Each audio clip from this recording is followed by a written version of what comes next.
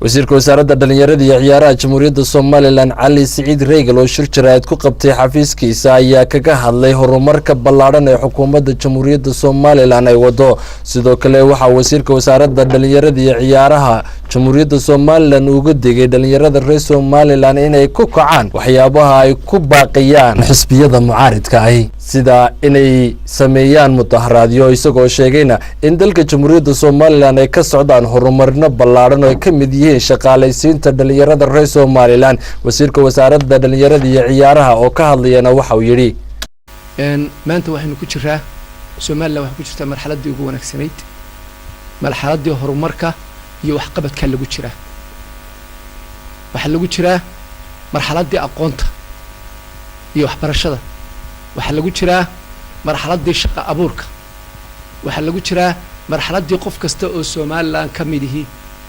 uu iskii isu maamul lahay u noolaan lahaa ayaa lagu jira waxa lagu jira marxaladii wadooyinka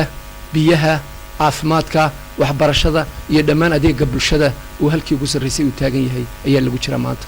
looma baahna maanta cid farafraysa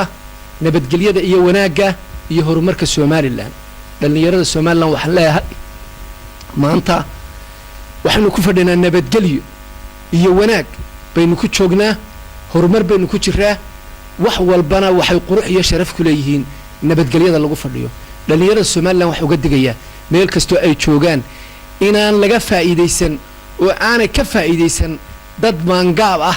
ama dad dana gaar ahayn ku shaqeystaan inaan ka faa'iideysan ee ay ka digtoonaadaan qaranka Soomaaliland ku wala weeye dalka ku wala weeye madaxdii berrito weeye ciidamadii berrito weeyaga bilayskii dalka weeyaga ciidankii militariga weeyaga ciidankii nabad sugidda weeyaga cid kasta oo dalka ugu wanaagsan baynu maraynaa waa in horumarka iyo wax wada qabs waa in laga shaqeeyo maanta waa la dhaafay heerkii la qaylin jiray Soomaaliland way ka soo gudubtay dagaal way ka soo gudubtay dhiig dhaca way ka soo gudubtay mudaharaadyo way ka soo gudubtay maanta wax la marayo horumarkii iyo wada qabsigii